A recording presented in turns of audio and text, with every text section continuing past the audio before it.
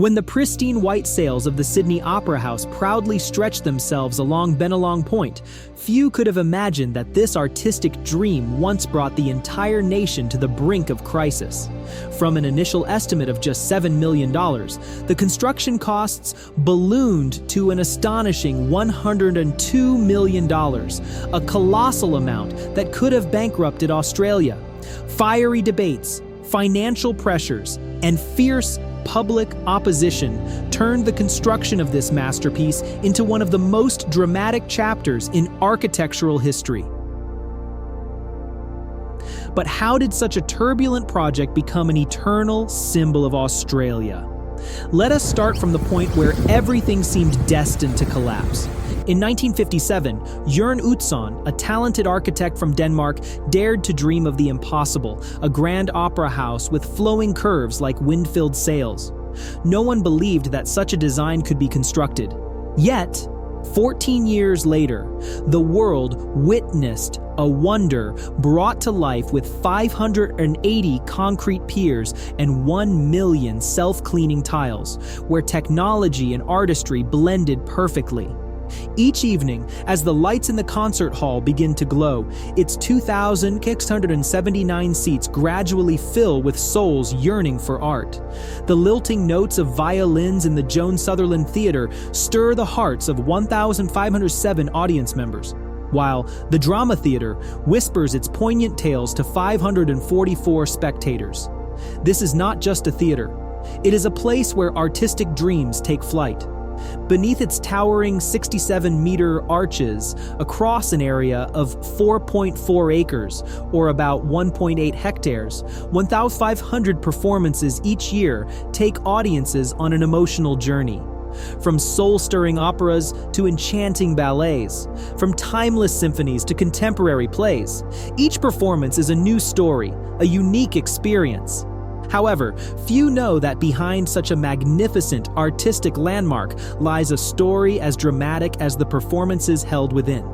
Let us rewind to 1956, when Australia was searching for a new symbol, a structure that could define its national identity after the upheavals of World War II. Yearning to step out of the shadow of the British Empire, Australia sought to assert its voice in the heart of Asia. Amid this context, Joe Cahill, the Premier of New South Wales, launched a design competition for a grand opera house in Sydney, attracting hundreds of submissions from around the globe. Most of the designs adhered to safe and familiar styles, ranging from heavy, Soviet-like structures to monotonous, barrack-like designs. But among the polished entries was a strange and unique sketch from a remote corner of Copenhagen. The creator of that sketch was Jørn Utzon, the son of a Danish naval architect. Utzon brought a bold and innovative vision that defied conventional boundaries. Instead of the usual straight lines, he envisioned flowing curves, sails reaching skyward as if yearning to embrace Sydney's skies. His idea was inspired by the migrant ships that crossed oceans, the waves crashing against Denmark's shores, and the shimmering beauty of seashells under sunlight. The design was not only unique, but also reflected a creative soul yearning to transcend all limits to define a new symbol. Fate, however, seemed intent on testing this talent. 3 out of 4 judges dismissed this impossible design. Utzon's sketch appeared doomed to obscurity until Eero Saarinen, a renowned American architect, entered the fray. With the eyes of a genius, Saarinen saw extraordinary potential in the humble sketch. "This is the design of the century!" he exclaimed with excitement. Yet, his enthusiasm did not easily sway everyone. Sydney's architectural community was skeptical. How could those extraordinary curves be built when Jørn Utzon didn't even have detailed technical drawings? Sometimes, simplicity is the starting point for greatness. From a sketch nearly rejected, a masterpiece was born. In 1958, on the Bennelong Point site, still cluttered with tram tracks, a group began the journey of turning the impossible into reality. Imagine standing there, amidst a land of old railway lines, holding a sketch with flowing curves like sails reaching out to the sea. How could something unprecedented in the history of architecture be constructed? That was the challenge the engineering team faced.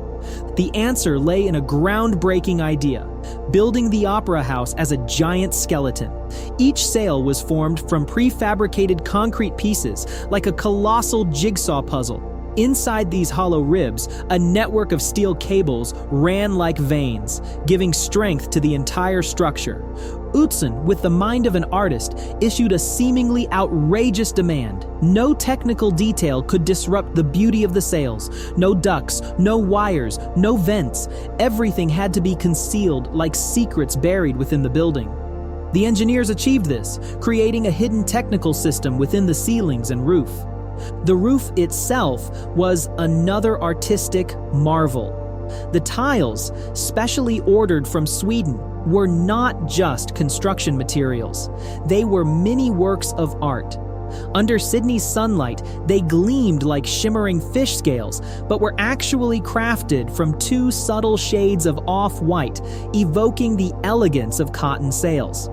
The most miraculous feature? They were self-cleaning with each rainfall.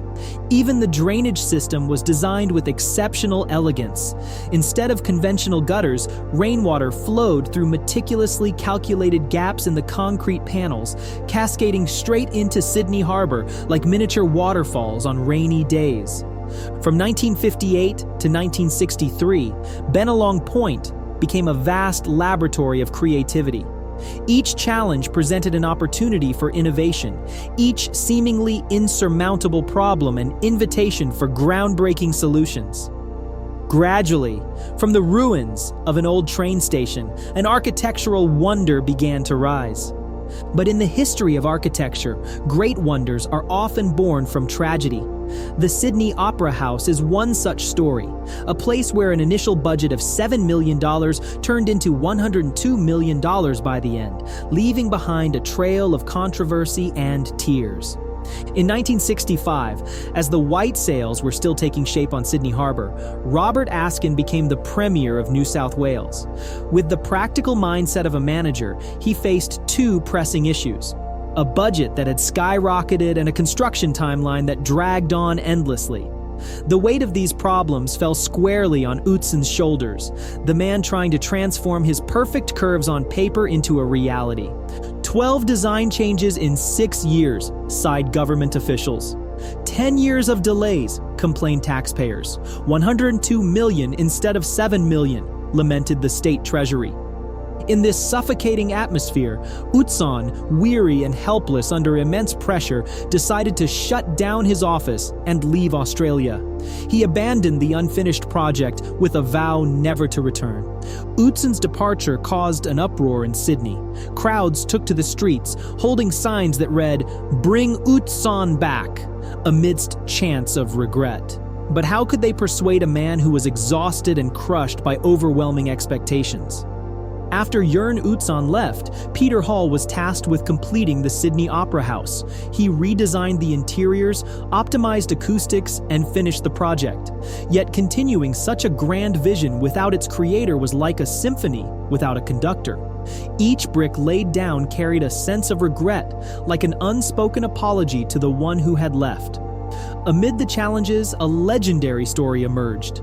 During a sweltering afternoon on the construction site in the mid-1950s, as the Sydney Opera House project faced numerous difficulties, Paul Robeson, the legendary American opera singer, unexpectedly appeared.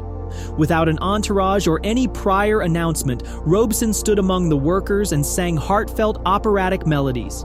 For 2 hours under Sydney's scorching sun, his voice inspired and strengthened those tirelessly working to build the wonder. This event became a symbol of unity and determination for the entire city. To solve the financial dilemma, the government launched a special lottery program. Within 2 years, Sydney residents united to purchase enough tickets to cover the construction costs. This spirit of community and collective effort transformed the dream of the Sydney Opera House into a reality, making it a symbol not only of architectural brilliance, but also of Australian resilience. Sometimes the greatest failures teach us the most valuable lessons. Reflecting on the story of the Sydney Opera House, Flyvbjerg, an expert in major projects, sighed. "Sydney teaches us what not to do." He referred to how Utzon's reputation was damaged, a master architect forced to abandon his brainchild midway. But perhaps that is only half the story. Today, the Sydney Opera House, with its pristine sails rising above the harbor, has become a global icon. This masterpiece generates $775 million annually from ticket sales and tourism, proving its value far exceeds the controversies of the past. Economist Saul Eslake remarked, "The construction cost was entirely worth it." This is particularly striking when economists, often seen as dry and pragmatic, strongly support investing in the arts, recognizing that culture not only enriches the soul, but also drives economic growth. Yet behind these impressive figures lies profound lessons. Flyvbjerg pointed out that the problem was not spending on the arts, but how large projects are planned and managed. He warned, "We often make critical mistakes by overestimating efficiency and underestimating costs, just to make a project look better on paper." He proposed a bold solution. Project managers should bear accountability if budgets exceed limits or timelines stretch. Only when there is real risk will they handle taxpayers' money with caution, he emphasized. However, the greatest lesson from the Sydney Opera House does not lie in the numbers or management methods. It is in how a seemingly catastrophic failure became a resounding success, how an unfinished dream created a timeless masterpiece. On October 20th, 1973, after 14 grueling years of construction, the Sydney Opera House officially opened in the presence of Queen Elizabeth II, Prince Philip, and millions of Australians. Sydney's night sky lit up with a spectacular fireworks display, accompanied by captivating dances from the Lardil Indigenous dancers of Mornington Island. This was not just a historic moment for Australian art, but also a testament to the power of perseverance and creativity. In the past 50 years, this structure has become a destination for the world's greatest names in entertainment. Bob Dylan has delivered his iconic folk rock melodies, Oprah Winfrey inspired with profound speeches, and One Direction thrilled thousands of fans with chart-topping hits.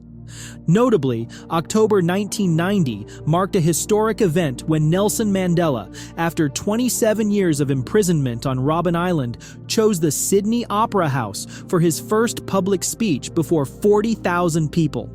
He expressed heartfelt gratitude to Sydney for supporting the fight against racial injustice. The Opera House has also hosted Pope John Paul II and numerous U.S. presidents, affirming its status not only as a cultural and artistic landmark, but also as a political symbol of Australia on the global stage. From a project riddled with controversy over costs and delays, the Sydney Opera House has become a source of pride for Australians and one of the world's most admired architectural wonders. 50 years, thousands of world-class performances, and countless unforgettable moments have been created beneath the pristine sails overlooking Sydney Harbour, affirming the timeless value of a 20th century architectural masterpiece. If you enjoyed this content, do not forget to subscribe to the channel and turn on notifications so you will not miss the next exciting videos. Thank you for watching, and see you on the next magical journey.